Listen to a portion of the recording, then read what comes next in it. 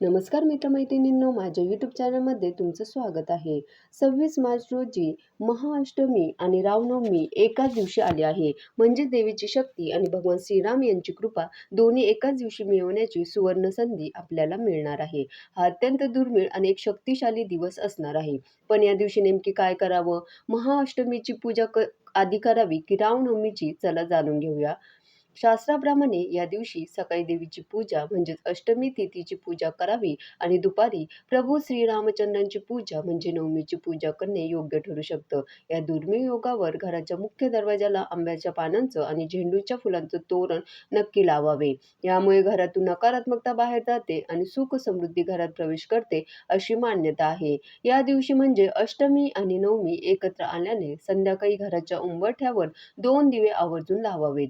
एक देवीच्या नावाने आणि दुसरा प्रभू श्रीरामचंद्रांच्या नावाने. यामुळे सुद्धा घरातील आजारपण, दारिद्र्य दूर होण्यास मदत होते असं सांगितलं जातं. आता या दिवशी पूजा कशी करावी? तर या दिवशी सकाळी देवीची शक्ती आणि दुपारी प्रभू श्रीरामचंद्रांचा जन्मोत्सव असा समन्वय साधून एकत्र पूजा करावी. जसे सकाळी लवकर स्नान करून कुलदेवीची पूजा करावी, शक्य असल्यास कन्यापूजन करावं. ही संपूर्ण कुलदेवीची पूजा सकाळी 10 वाजेपर्यंत उरकून घ्यावी. कुलदेवीची पूजा घटस्थापना केली असल्यास त्याचे नैवेद्य आणि कन्यापूजन हे सकाळीच उरकून घ्यावे. यावेळी दुर्गा सप्तशतीचा पाठ करावा किंवा ओम दुर्गाय नमः या मंत्राचा जप करावा. त्यानंतर दुपारी 12 वाजता प्रभू श्रीरामचंद्रांचा जन्मोत्सव साजरा करावा. यावेळी प्रभू श्रीरामचंद्रांची पूजा करावी.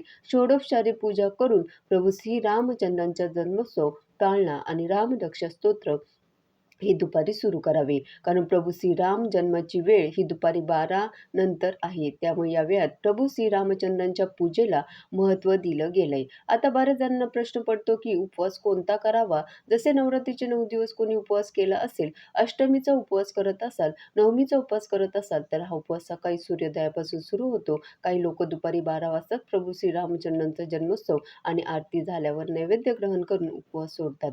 तर काही जण पूर्ण दिवस उपवास करतात.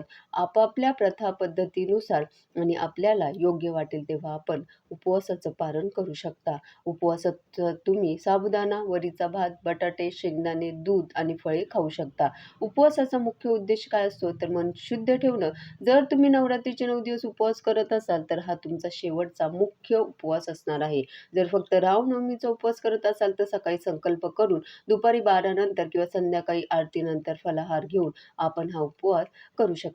दोन्ही उपवास एकत्र आल्याने घर घाबरण्याचं कारण नाही. दोन्ही उपवासाची फळं सारखीच मिळतात. त्याचबरोबर या दिवशी घरात कांदा, लसूण किंवा मांसाहार पूर्णपणे टाळावा. कोणाशीही भांडणं किंवा खोटे बोलणं टाळावे. मन सात्विक ठेवावं.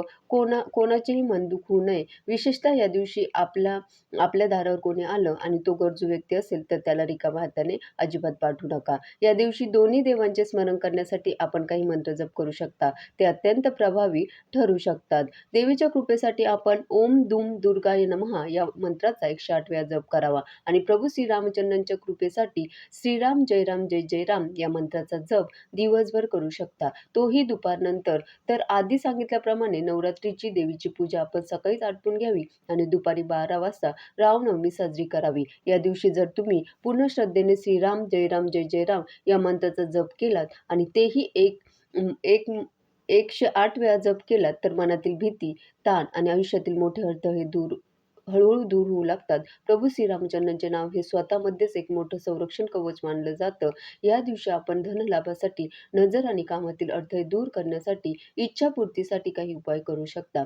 जसे धनलाभासाठी आपण एका पिवळ्या कापडात एक नारळ बांधून 5 हळदीच्या गाठी ठेवाव्यात आणि ₹11 ठेवावेत. याची पोटली बांधून प्रभू रामचंद्रांच्या चरणी ठेवावी. त्यानंतर ही धनस्थानी ठेवावी. यामुळे आर्थिक अडचणी दूर होतात आणि अडकलेले पैसे मिळण्यास मदत मिळते असं म्हणतात. शिवाय नजर आणि कामातील अडथळे दूर करण्यासाठी हनुमानजींच्या फोटोसमोर तुपाचा दिवा लावून 7 वेळा हनुमान चालीसाचं पठण या दिवशी करावं. यामुळे वाईट नजर दूर होते आणि रखडलेली कामंही मार्गी लागतात.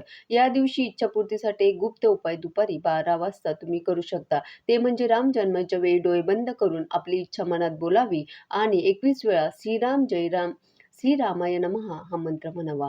प्रभू रामचंद्रांच्या आशीर्वादाने मनोकामना पूर्ण होण्यास नक्कीच मदत मिळते असं सांगितलं जातं. तर आधी सांगितल्याप्रमाणे सूर्य उदित अष्टमी 26 मार्चला आहे, म्हणून श्री दुर्गा अष्टमी 26 तारखेला साजरी होणार आहे. तसेच श्रीराम जन्मोत्सव पण 26 तारखेला साजरा होणार आहे.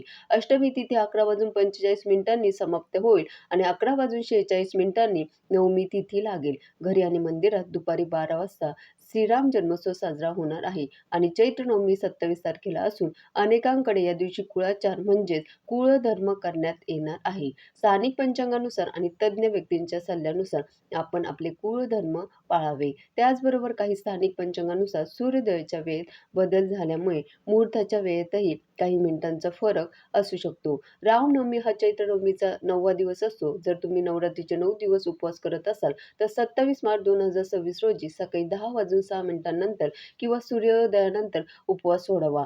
म्हणजे व्रताचं पालन करावं हे योग्य ठरेल असंही सांगितलं जातं. मात्र यासाठी तुम्ही तज्ञांचा सल्ला घेऊ शकता. तर 26 मार्च रोजी अष्टमी आणि रामनवमी एकत्र आलेली आहे. या दिवशी काय करावं? या सर्व प्रश्नांची उत्तर तुम्हाला मिळालीच असेल अशी खात्री आहे. धन्यवाद.